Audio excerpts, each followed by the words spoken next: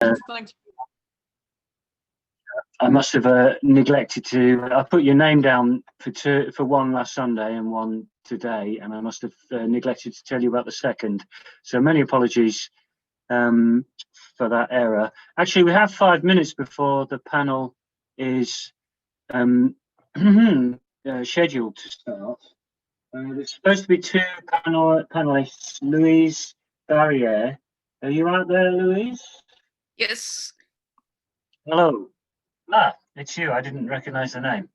Nice to see you again. Forgive me for not No worries. for making Okay. And if you can check that you're able to share your screen. Are you using a PowerPoint? Yes. So we'll start at 1:15 anyway. But if you, so we'll just wait a few minutes. But if you want to get your screen ready, Is this working? Yeah, that's fine. And well, at the moment we can see all the outside of the. So if you want us just to do the slides, yeah, that's fine. That's perfect. Okay. Cool. But we'll start in a few minutes. But that's nice to know that it's all there and ready, Louise. Do we also have Katharina?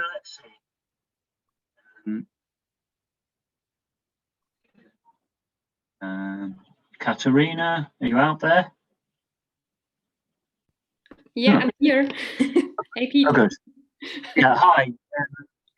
Nice to meet you. Me too. We'll be starting in 3 minutes or so, and Louise will do her paper first, and then will you be using a PowerPoint, Kata? Yeah, we'll do later. Okay. And can I call you Kata? That's how I see. That's how you've spelt it on here. Of course, if I can call you Pete, it's fine. You certainly can call me Pete.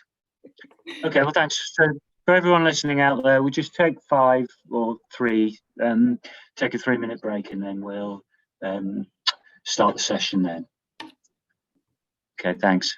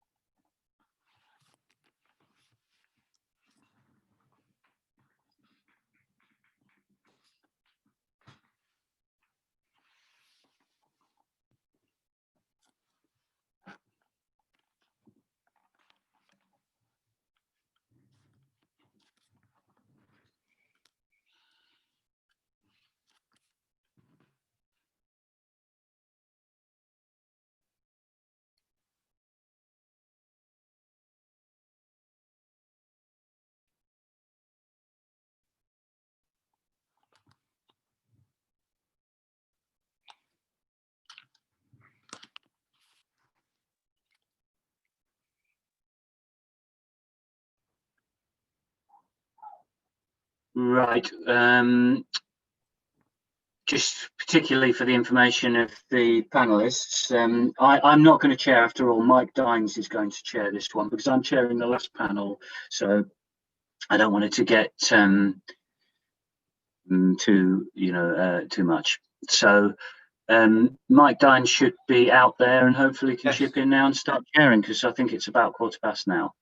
Okay, and thanks, Pete.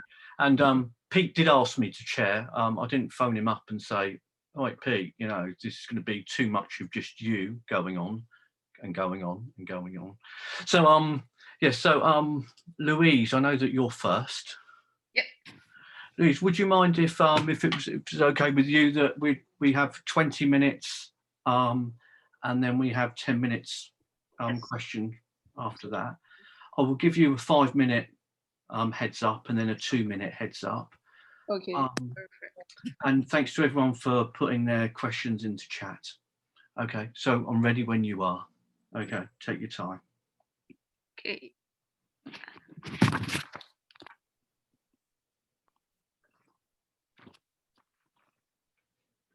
Let's go. Thanks, Mike. Thanks, Pete. So I'm going to present a paper on the German Ladyfest scene and its venues. I'm Louise Barrière. I'm a PhD candidate in music and performing arts at the Université de Lorraine in France. And here I go. So from the early 2000s onward, the punk-inspired feminist festival concept named Ladyfest circulated around the world, adapting itself to local contexts and scenes. In Germany, a Ladyfest network has been in development since 2003. German Ladyfests usually claim a strong influence from the North American riot girl movement. And yet, they are also anchored in local and national DIY music scenes, as the constant mention of a specific city in the names recalls it. And you can see on the screen Ladyfest Mannheim, Ladyfest Freiburg, Ladyfest Siegen, Ladyfest Berlin, and Ladyfest Leipzig. In Germany, Ladyfests are usually small-scale festivals happening at local live music or feminist venues. As an ethnographer of the German Ladyfest scene, I have spent the last 3 years visiting a variety of local punk-inspired festivals and their venues. Local venues played a crucial role in shaping the atmosphere of each event I have been visiting. On another hand, the organization of a Ladyfest also temporarily at least shaped the venue atmosphere through queer feminist activism. Ladyfest indeed strive to transform the gender power relationship in their own local music scenes, making women, LGBTIQ and gender non-conforming people, their bands, collectives, zines, and so on more visible, as well as providing them with educational resources around music, gender, and sexuality. When the scene began to slowly move online this year due to the COVID pandemic, I was forced to realize the importance of venues, which had been replaced by Zoom conferences, Spotify podcast, YouTube gigs, and Facebook events, making the concreteness of the festival spaces temporarily disappear. Graffitis on the walls were no longer there, posters from previous and forthcoming events, flyers, zines, lightnings and disco balls and bodies of people dancing on or in front of the stage had also disappeared from my field observation. I suddenly realized how the material spaces of venues, as much as their philosophical spirit, participated in shaping each Ladyfest's atmosphere. And yet, in a 2016 article, Andy Bennett and Ian Rogers noted that though live music venues had become integral understandings of popular music history, in academia, little attention had been focused on the music venue. They pointed that within research articles, music venues were rarely thoroughly described and remained anonymous. Meanwhile, aspects such as the appearance, the regular audience and bands, or the aesthetic appeal of the music venues remained absent. Such observation motivated me to take a further look at the music venues I had been visiting for my own research. This paper draws on multi-sited ethnography. Between 2017 and 2019, I have been visiting 10 Ladyfests and Ladyfest-inspired festivals as a musician, workshop facilitator, or audience member. During fieldwork, I conducted interviews with 15 festival goers and organizers, as well as countless informal conversations. On a more historical side, I have also been searching for the festival archives, which were mostly digital, and tried to trace where and when Ladyfest had happened prior to the beginning of my research. In the first part of this presentation, I will highlight how the Ladyfest collective generally aim to transform the atmosphere of the venues they occupy, and then I'll go through the history of German youth center movement and feminist movement, both of which originated in the 1970s. As some youth center and women's center are still nowadays active in Germany, they also interact with the Ladyfest scene, and I'll thus showcase what studying the histories of both movements has taught me about the German Ladyfest network. In the first part, I wanted to highlight how the live music venue can be a conflictual space for Ladyfest organizers. Ladyfest organizers do not always have a completely positive relationship with the festival venue. Organizing a festival sometimes becomes a means to reclaim a male-dominated space. I'm going to get a little bit out of the geographical focus of this talk and just to refer to a text released by a French Ladyfest, because I found that the way the Ladyfest organizers spoke about the festival venue really enlightened this kind of relationship between the event and the space.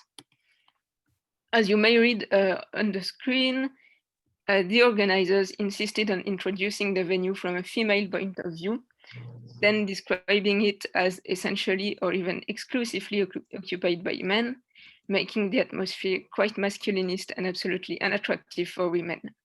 Hence why they decided to host the Ladyfest at l'Étannerie, which was a squat in Dijon, hoping to claim back their part of the space and making things change.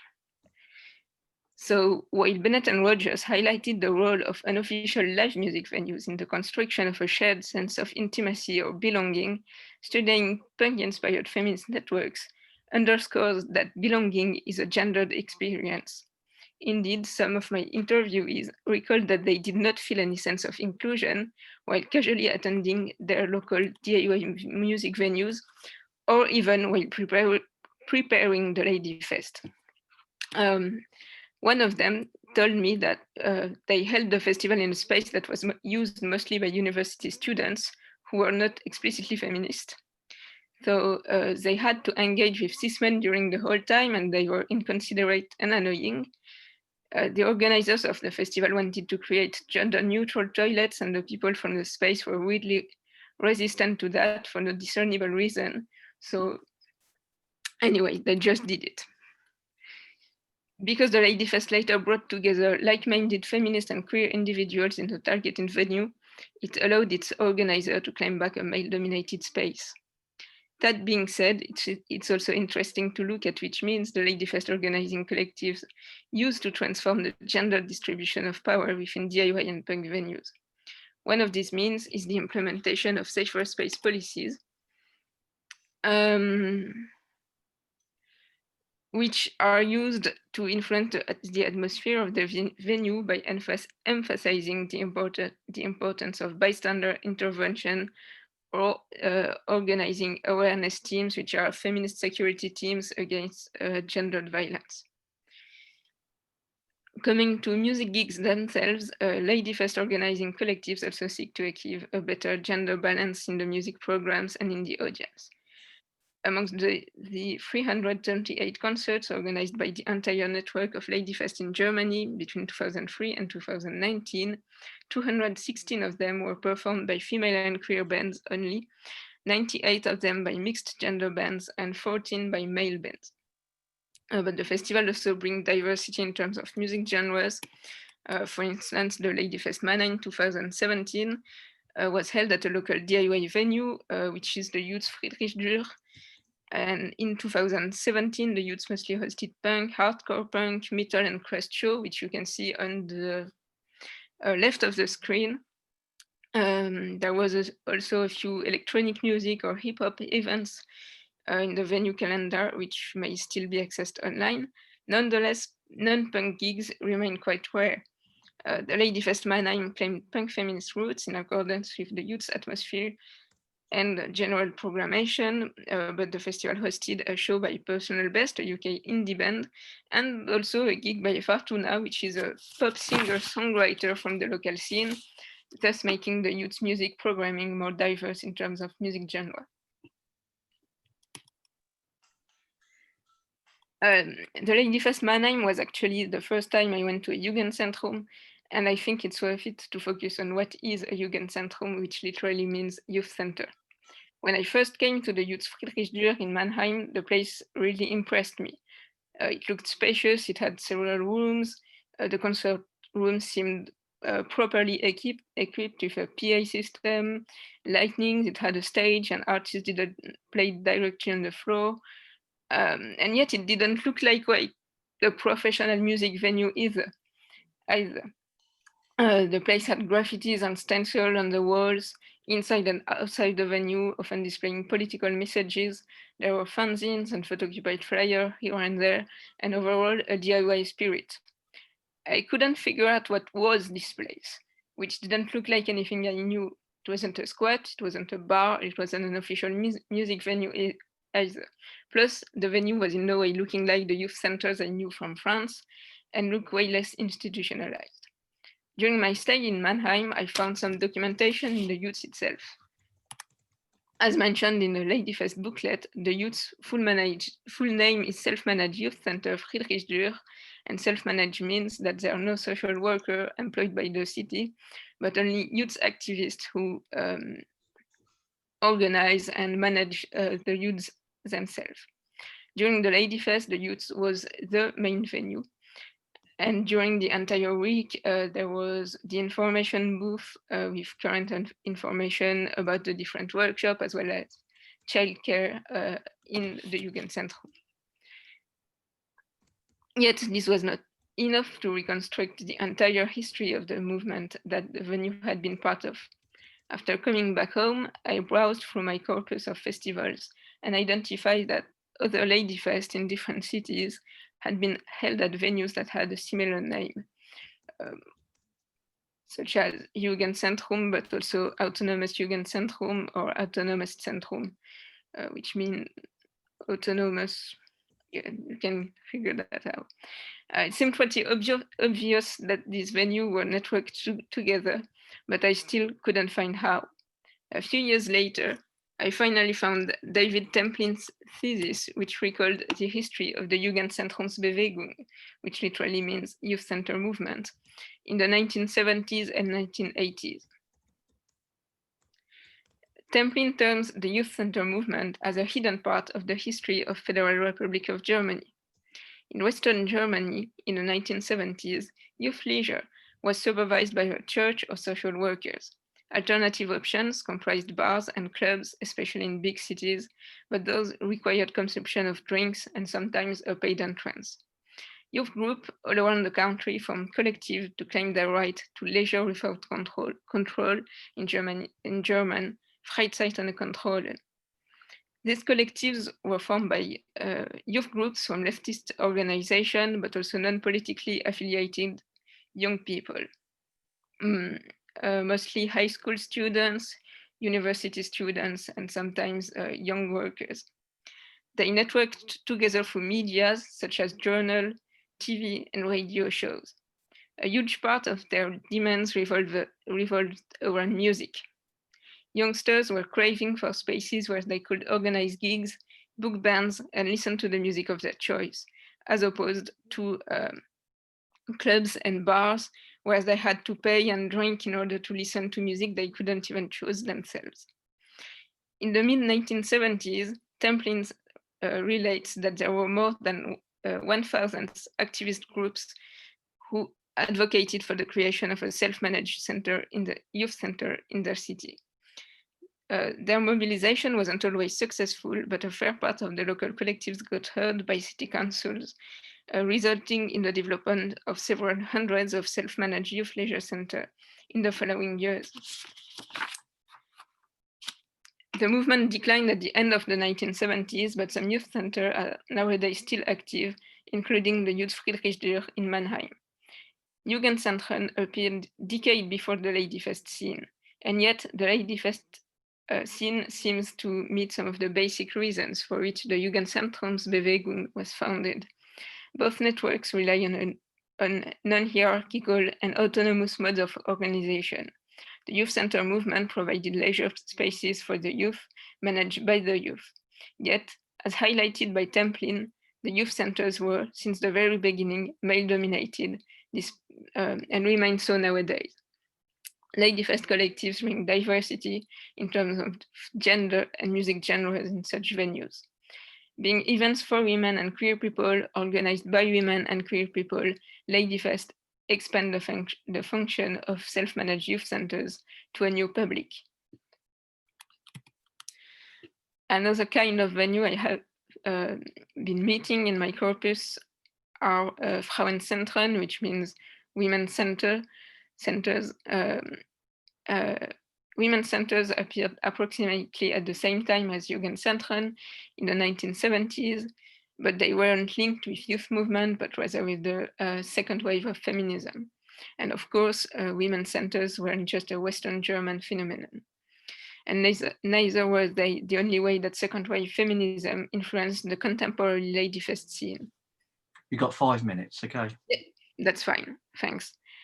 Indeed, West German feminists in the late 60s and 70s fought for abortion rights, launched the Walpurgisnacht marches, which are a form of women-only night protest march, which has later influenced the development of the international Reclaim the Night and Take Back the Night movement. Walpurgisnacht and Reclaim the Night marches are still a key influence of the Ladyfest scene more than 30-40 years later. Second wave German feminists also hosted Frauenfesten, women festivals, which could be to some extent considered as the local ancestors of Ladyfests. The influence of Walpurgisnacht and 1970s feminism may be found in the name of queer feminist punk festivals, such as the Noc Walpurgi, which happens every 2 years in Berlin. Noc Walpurgi is just the Polish translation for Walpurgisnacht, which in English is Night of Walpurgis. During Ladyfest Wiesbaden 2019, the singer of Molly Punch, a local punk band, for instance, dedicated a song to former generation of feminist activists. In the 1970s, women's centers were places where women could organize, discuss politics, and learn. They published journals, hosted conferences, debates, workshops, and sometimes concerts. Women's centers were also often networked with women's shelters against domestic violence and family planning centers. At a local scale, they were important places for the organization of the feminist movement. Nowadays, women's centers that are in some way connected to the Ladyfest scene rarely host shows, but rather different DIY activities such as workshops, conferences, or movie screenings. Thereby, they still stick to their original educational focus. For example, the Ladyfest Freiburg 2019, the Feminist Center hosted a radio show, a dance workshop, a screen printing workshop, and also discussion on motherhood and sexuality. The activities revolved a DIY spirit, which is common to the Feminist Center and the Ladyfest, while theoretical discussion tackled feminist issues. Freiburg's FZ was formerly named Women's Center and later Women's and Lesbian Centers, and that name was recently changed for Feminist Center, in German Feministisches Zentrum, as to reflect more inclusivity. On the walls of the FZ Freiburg, the Ladyfest participant could observe the history of the place from the 1970s to nowadays. The transition process between second wave feminism and contemporary punk-inspired feminist collectives and festivals was thereby materialized, symbolizing how the contemporary Ladyfest scene was still under the influence of second wave feminist movements. Meanwhile, we could also consider that Ladyfest and contemporary feminist movement, queer feminist movement, allowed Frauenzentren to move beyond the binary understanding of gender. why did I want my research on German feminist scene to take a more precise look at live music venues, and what did I learn from that? First, if we were to consider live music as a mediation, the venue is part of that mediation process, just as other gatekeepers, such as booking agents, labels, or even audience members. The venue shapes the way that the music is transmitted and received by the audience. Then, within live music venues, including punk and DIY venues, the division of the space is gendered. This has been highlighted by previous research and is also often mentioned by Ladyfest collectives themselves. Research on space and its materiality or effects allows for a better comprehension of how the Ladyfest collectives seek to transform that gender distribution of power and space. Finally, I also hope my paper has highlighted that while the Ladyfest collectives are trying to transform gender power relationship within local scenes and venues, looking at the history of such venues also provided valuable information on the politics of the Ladyfest network, especially regarding self-management of leisure activities and transgenerational feminist activism. Just a word to conclude and wanted to say that this research is still a work in progress, and there are plenty of other examples I could have taken, such as, I don't know, SO 36 in Berlin, which is a punk club, but all of this will need further investigation. And thank you for listening. Great, thank you very much, Louise. That was a really good presentation, and really thought-provoking as well. You stopped dead on 20 minutes, so that was excellent timing. Has anyone please put some questions in the chat for Louise? Thank you.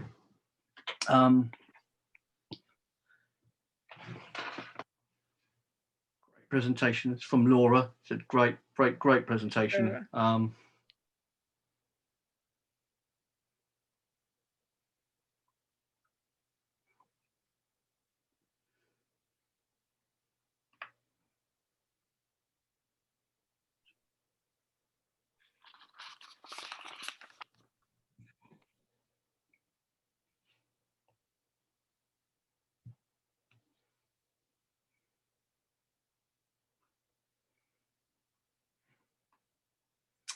Kata is saying, I'm interested in learning about your comparison of French and German squats and youth centres.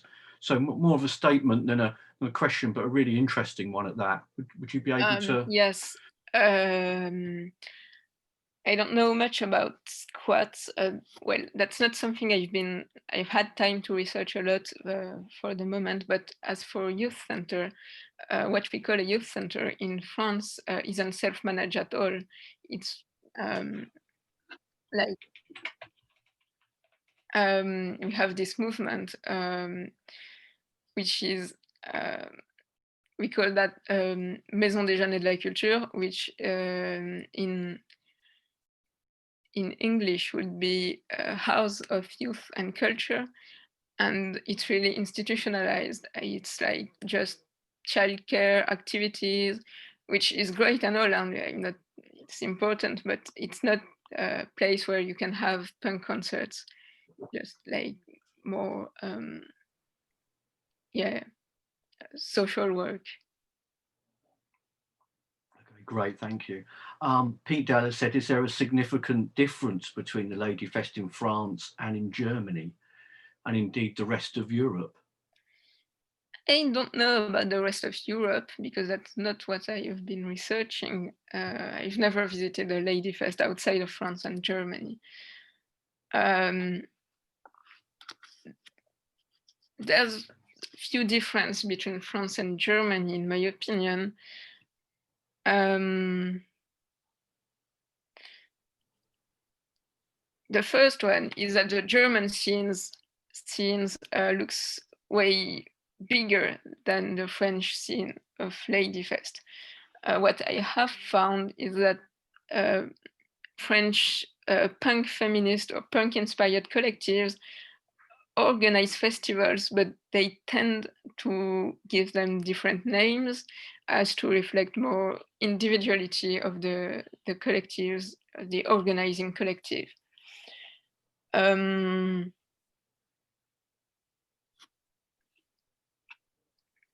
Also, French Ladyfest organizers tend to have women-only festival, well, women, lesbian, trans people-only festivals, while in Germany, some activities are women, lesbian, and trans people only, but the broader festival is open to everyone, and so most of, like, everyone can go to the gigs, everyone can go to most of the conferences, and it's just a few workshops that are reserved for a typical kind of population, while in France, the entire festival is just like women only.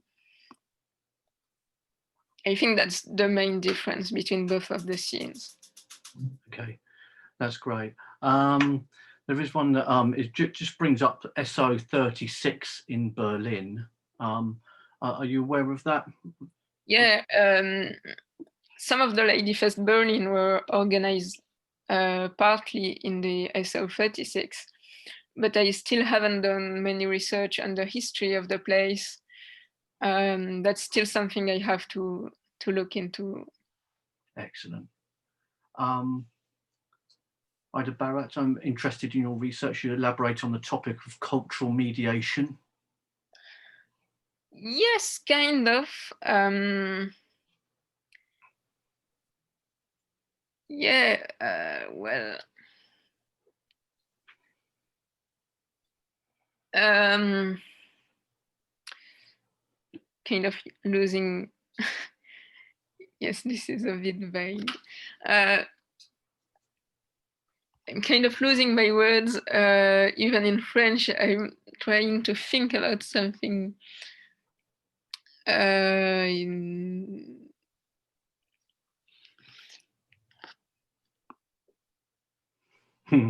Maybe I'll answer in the chat later. Absolutely, absolutely. And with Ida Barrett as well, you know, you always get someone at a conference asking those kind of questions, don't you? Yeah. You know, those sort of awkward questions, very vague, very vague.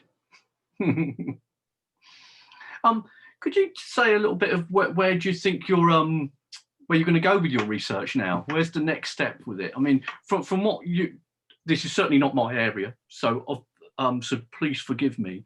But from your presentation, it's obvious that you've got a really thorough methodology there, and you're a thorough researcher. Where are you going to take it next? I don't know yet. I think I really want to think about something about that venue thing and how to incorporate it in my dissertation, which I'm currently writing. So I don't know. I think I'm a bit waiting for being able to travel back to Germany because we can't do that right now, of course. And I'd like to take further look at archives of Frauenzentren and Jugendzentren if I can find some. So that probably be the next step. Great stuff. Well, it sounds really good. I think for me personally, I think as an older researcher, I think it's great to hear people like you present, and I learn so much from you guys, and constantly learning from younger researchers. Tamu says, organised Ladyfest Istanbul in 2017-18. Festival involved artists beyond the music scenes, including print artists, and there was a queer exhibition as part of the festival. I was wondering how much of the Ladyfests in Germany and France involved art practices other than music. Excuse me. I'd say almost all of them, and that'd be 30 festivals in France and 80, 90 in Germany. They always have something like an art exhibition or a film screening besides the music gigs. So, yeah. Okay, great stuff. Well, I've got my thing. We've had about 7, nearly sort of 8 minutes of questions. Is there anyone else who wants to grill Louise now that she's given her presentation? Or should we move on to Kata? Okay, well, Louise, thank you very much for that. Thanks. Excellent. And Kata, would you like to share your screen? I know that I've made you a co-host anyway, so you're able to.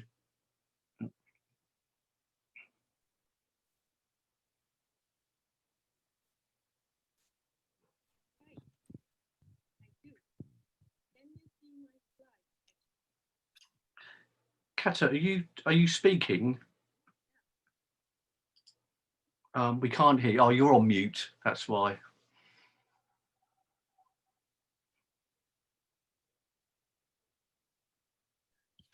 So now it should work. Yeah, excellent. Thank you. That's great. You take your time and start when you're ready. Okay. Yeah, thanks a lot, everybody. And thanks to all the former presenters of this day and all the days before. Thanks to Mike for taking care of this panel. And I'm also happy to see some faces, or at least names that I know. And yeah, so in the next 20 minutes, I will talk about music and activism and the new feminist movement of punk after 2010 and its double load regarding right-wing populism and what I call Punkriarchy. I start with a short introduction on music and activism with a special focus on women's movements in the 20th century and come to the broader feminist punk music movements of today. And I just,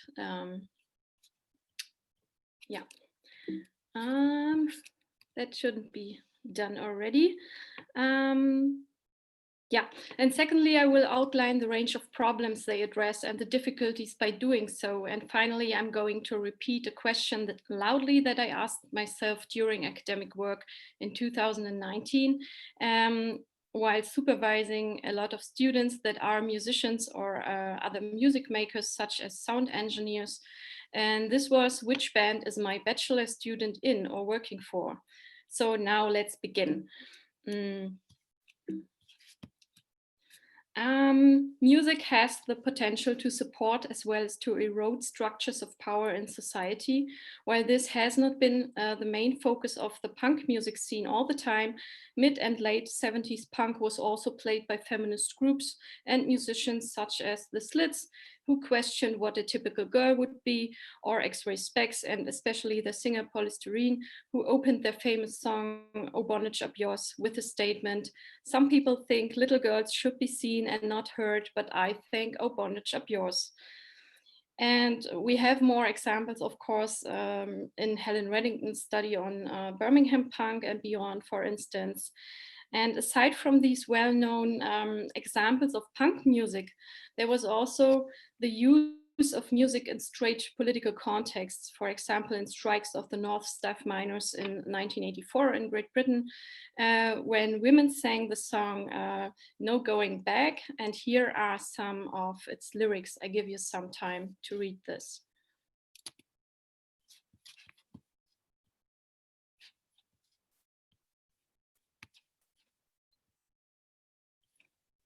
So I think I have to go there again. Yeah, by the end of the 70s, the connection of feminist movements and music was also negotiated in some academic studies. In 1979, for example, Freya Hoffmann, a German scholar, published her text, "From Today On, There's My Program, Songs from the Women's Movement." Yet my impression is that until today, we do have more work on music and high institutional power, reflecting, for example, on music and military, music and the state, for instance, music and foreign affairs, rather than music and cultural activism as political activism. Then, to skip some years, at the end of the 1980s, a rock music culture emerged that was followed by riot girl punk. And as it is perceived the most notable activist feminist kind of punk music since today, which is still highlighted with some regret that these days might be over. But as I suggest in my title, we actually have a new movement of feminist punk out there, and it just does not have a name yet. So What is important to mention too is that others pointed out that Riot Girl was not that outstanding actually and can be contextualized a little bit. And this intersectional approach also documents the impact of Black feminist critique targeted at white dominant feminist culture, which is also evident in music and subcultures. And before I will give some examples of this new movement, there might be the question why I do call it a movement at all. And that is, in doing so, I just follow Joachim Raschke's definition of social movements. This recognizes 4 core characteristics. And the social movements are characterized, for instance, by the fact that they are mobilizing, they have a certain sustainability in contrast to just episodes. They are characterized by a high level of symbolic integration and a strong sense of being collective. And in addition, the attribution of roles within a movement is less pronounced than a single organization. And I think this definition from the social sciences fits quite well for feminist punk. So who do I actually talk about?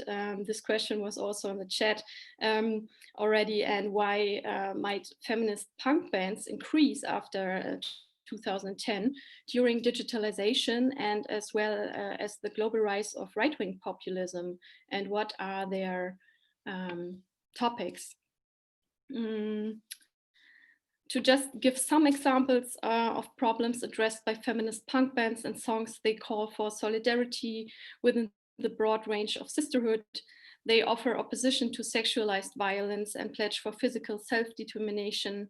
They include references of feminist theory regarding dominant rhetoric cultures, as well as they problematize right-wing and racist tendencies in several societies. And in the last 2 years, anti-racist statements statements on police violence have been put on the agenda more after new murderers. For example, War on Women have made the song White Lies, and this band has been formed in 2010. Not to forget that certain band names already create awareness for gender-specific beauty terror, which is ironized, for instance, by the Shanghai punk band Ugly Girls. Yeah, and feminist punks take part in broader political protest, just as members of the Belarusian band Messed Up did in the last few months.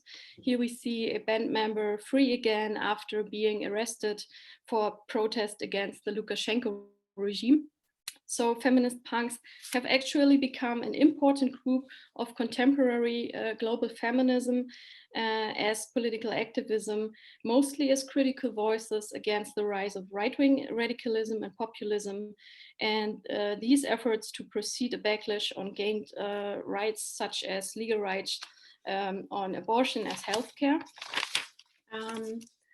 Also a range of new independent media, such as text and books.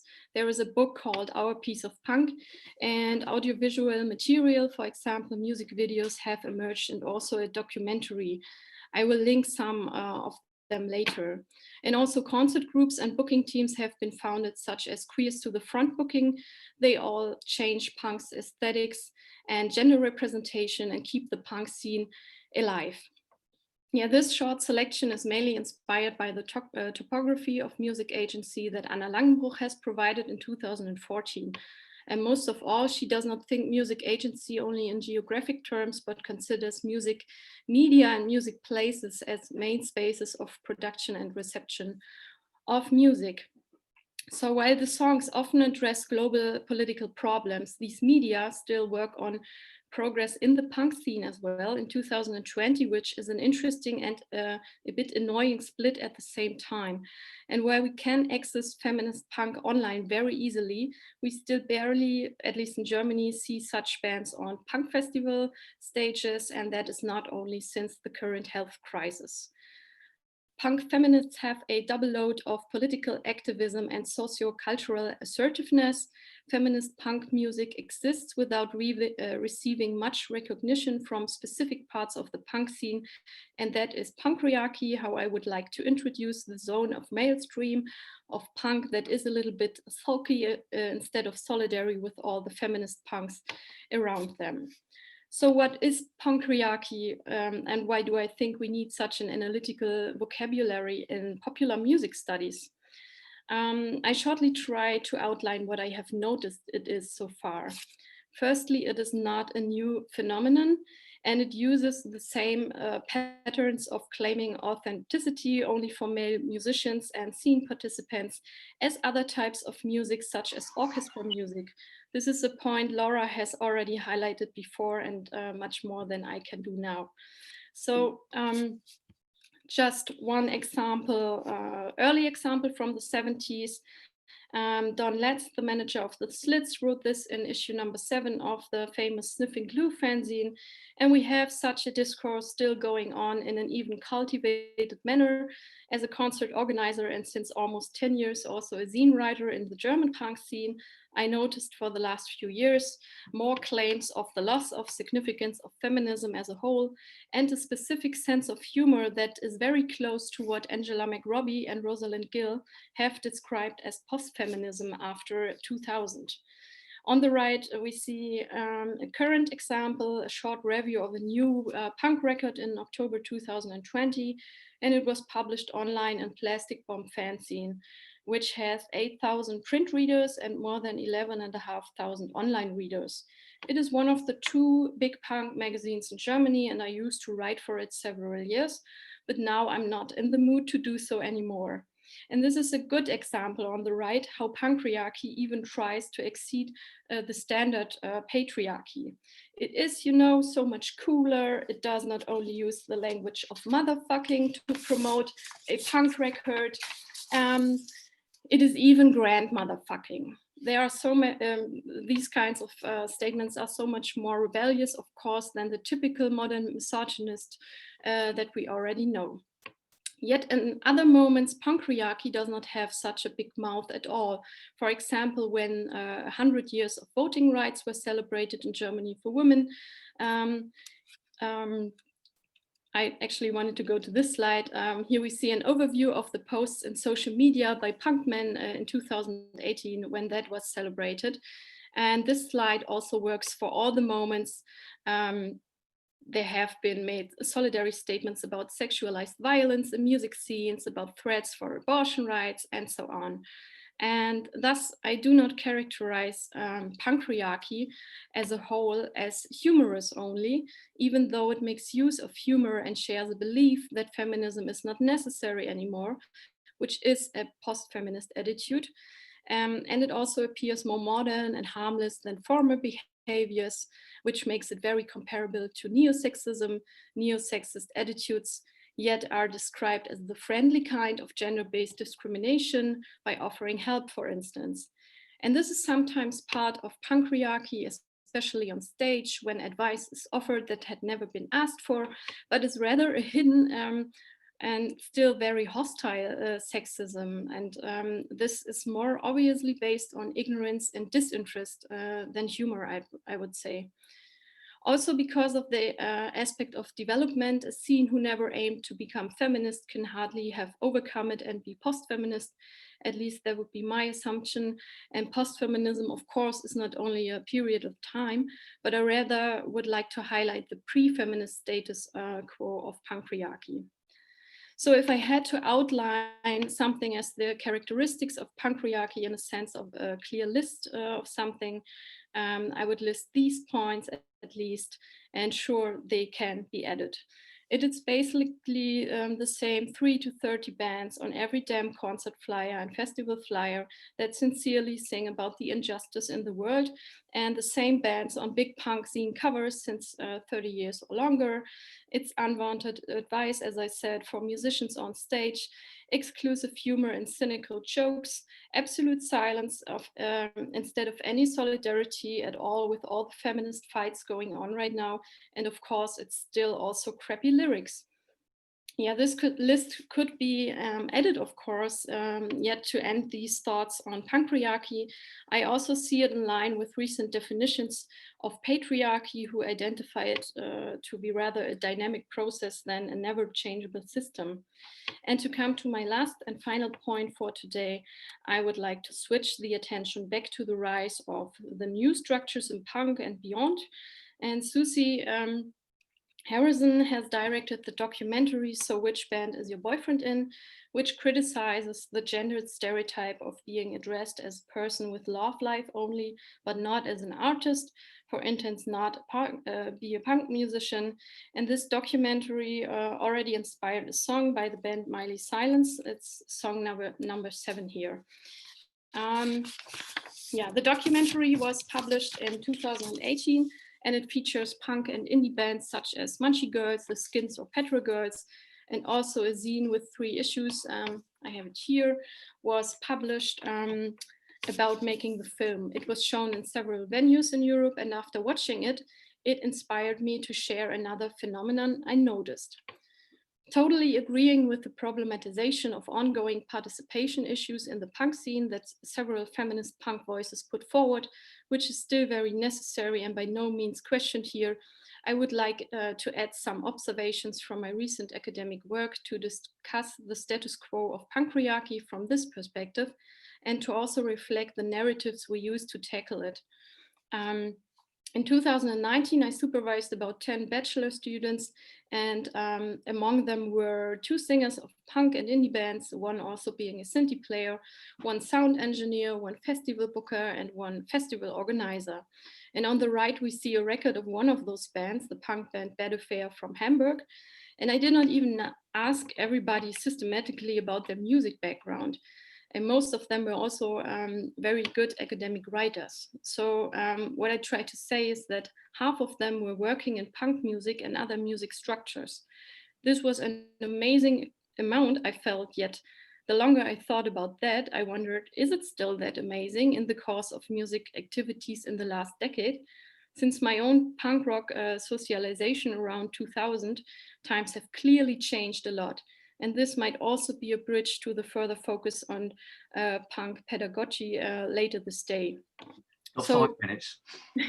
Connecting this notion to the assumption that there are even more feminist bands now than in the 1990s, and I would say, I would like to close my talk not having finished the last reflection yet, and just open the discussion about the new feminist music movement, what it might achieve, or at least have time for, if it do not have to do the double fight against social and political, but also subcultural patriarchy, and whatever might be in your focus after this talk now. I thank you very much for your attention. And here are the videos I just promised you. There's just a list you can copy and have a look at if you like. And that's just the statement in a different layout again.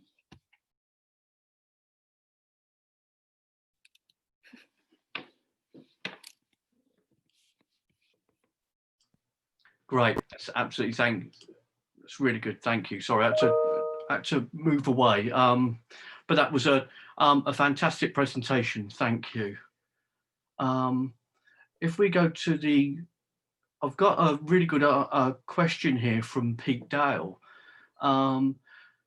He's talking about who are these this new set of bands that there is a genre, as he says, that hasn't been named yet.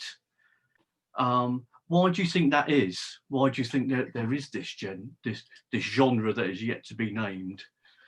Yeah, I really had the idea to name it and to label it for this presentation. And I was my idea was from petropunk to sequin punk, because that would be the range, the great range of musical expression. Also, there being the feminist hardcore punks, but also the more glammy pop punkers. And yeah, but it's difficult. I think a name would be helpful to perceive this movement a little bit more, but I'm clearly not finished how the name could be. Mm-hmm. So if there are any suggestions, I'm very interested in hearing them. For me, in my humble opinion in this. I think you should name it. I think you should be one of the first to say, look, I've written about this and I'm going to name it this. Yeah, there's one more point that's really coming to my mind again and again, and it's just call it punk. So why do we have to put the Riot Girl and just say punk, and then it's fine, and just recognize that all these great bands are there? That's my second approach so far. I know that Pete's doing some really good stuff on indie and post-punk, and the way in which in his talk previous on this week, he's really hot on being talking about definitions of genre, and so it might be quite useful to have a chat with Pete. I mean, he's an excellent, fantastic academic. Anyway, yeah. Has anyone else got any other questions for Kata, please?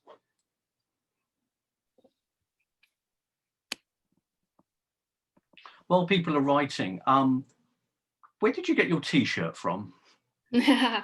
That one is just from a German punk band. They're called Deutsche Leichen. That would be something like German corpses, but there's a little language joke in there. Right. Yeah, and that's just a band shirt, and I'm happy to have another dress code than for other conferences today. It's quite nice. It's really good, and I noticed it, and it made me kind of draw back and because it's done what it's supposed to do. But I thought it was excellent T-shirt. Brilliant. Yeah, just get yourself one. Yeah, well, I was thinking about that. I was thinking about a present for someone very close to me. Would love that T-shirt. It's a great band too. Anyone else on here? Herman talks about the Louise, one of the 1970s punk band, first ever French or French-Dutch all-women band. And says, have you heard of these guys? I need to learn more about them, because they obviously talk about groupies, which is my PhD topic, or rather the female character of the rock music groupie. That's exactly my PhD topic, and I will check them out. Thank you very much, Herman, for that. That's excellent. Did you want to stop sharing your screen now, Kata? Yeah, I just stopped that. And I think there were also some questions about the sample, and good questions about the diversity of the sample. I just scanned this, but that could be a point I could answer or react to. I know that Louise has answered Ida's.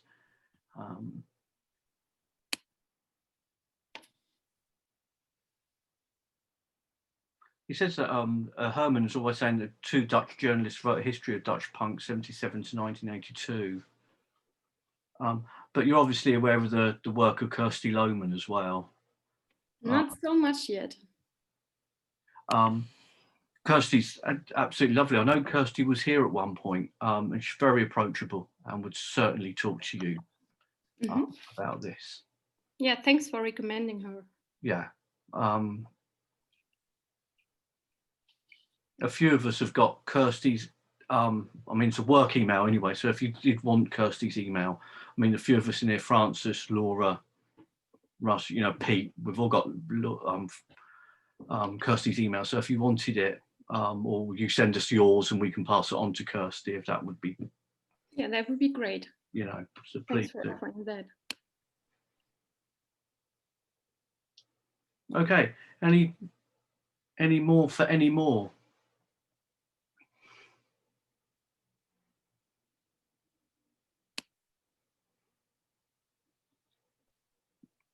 It's Kirsty.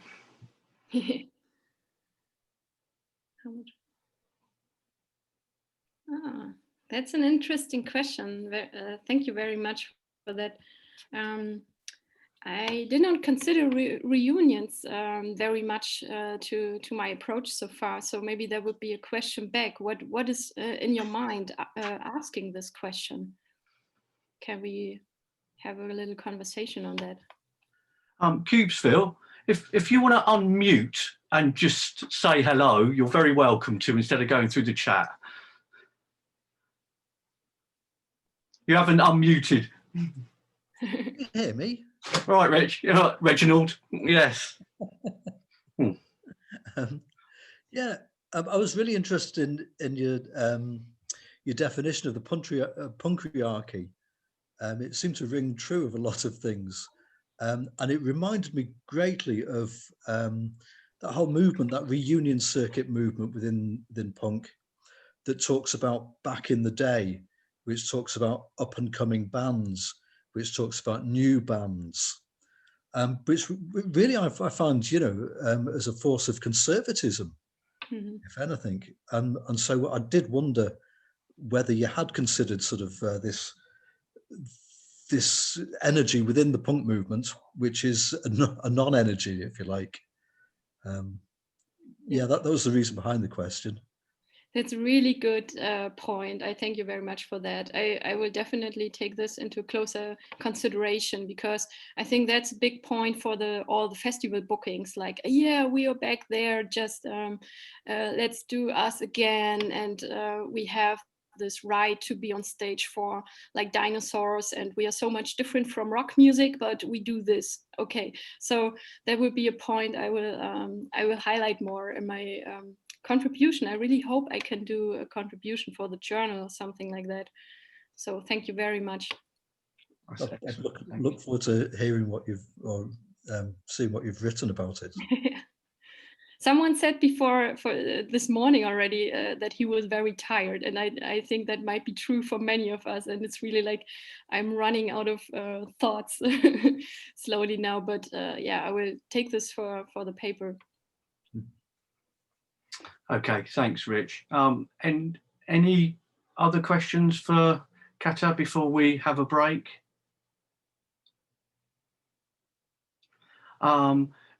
Thank you very much, Kata. That's absolutely fantastic. Could I ask you and all of those that have presented today and in this panel, if you could put something up on Facebook, on the PSN group on Facebook. If you don't want to share your PowerPoints, that's absolutely fine. I wouldn't blame you. But something about just a post that perhaps might help you in your research, or really just to raise some debates within the FB group, really, for the PSN. Just so that those people that haven't turned up today know about your research and know what you're up to. And as I say, that's not just for those that have talked within this panel, but if everyone who has, let me get rid of my email, that kind of presented today, that would be absolutely fantastic. Before we go for a break, can I just advertise something, please? Reginald Cubesville brings out an excellent fanzine and a set of books on veganism, etc. Rich is trying to get them now. So if you fancy, which one's now come out, Rich? 24, it's just come out, there he is. And so if any of you wants to buy any of that, please contact Reginald Cubesville. Google Cubesville Big Cartel. Issue 24, fresh out. Follow your dreams. Overwhelmed, nothing clean and incisions. Good mix of contemporary stuff there. Yeah. Good. Thank you. Reading. And now we're going to go for a break for half an hour. I think there's just a slight mistake, isn't there, Pete, in the program? Is there? Yeah, I think there's a mistake. It says 3:15 as the end of this panel, and then 3:30 as a break. So I think it's just a typo. It sounds like it. Yeah. Yeah, it's funny. So the next panel will begin at 3:45 with punk pedagogy and closing remarks. Yeah. I think we should stick with the time he has advertised. So it's 3:45. Again, thanks to Louise and Kata. Really two interesting presentations. Thank you. We will be back at 3:45 for punk pedagogy. And thanks, Mike, for chairing that at no notice. It's quite weird you phoning me up, and I can see you on the screen and you're phoning me up. Oh, yeah. It's like Star Trek. Yeah, it is actually. Thanks, Mike. See you later, guys. beam me up.